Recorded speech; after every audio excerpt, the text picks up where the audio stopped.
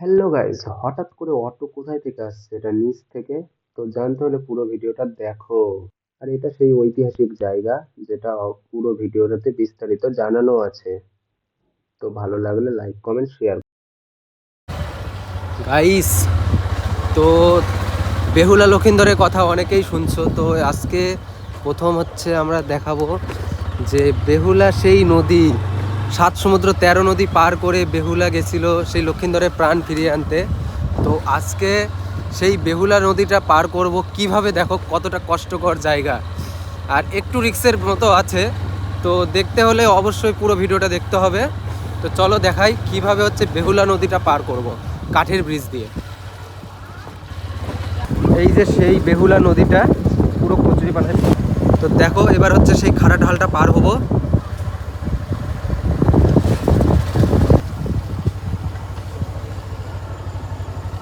এই যে উপর থেকে নিচের দিকে যাচ্ছি,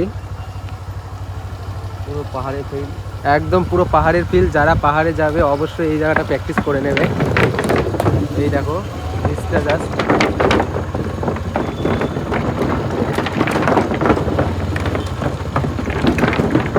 সামনের ঢালটা একবার জাস্ট দেখো। ওই যে সামনে দেখো বাইক আসছে, কি যা ঢাল, জাস্ট এই ঢালটা একবার দেখো। আর এখানে একটা বিপদ আছে, এই যে জলে স্লিপ করার খুব বেশি চান্স থাকে। তো এই যে ঢালটা আমরা উঠে গেলাম পুরোটা, একদম পুরো বেহুলা নদী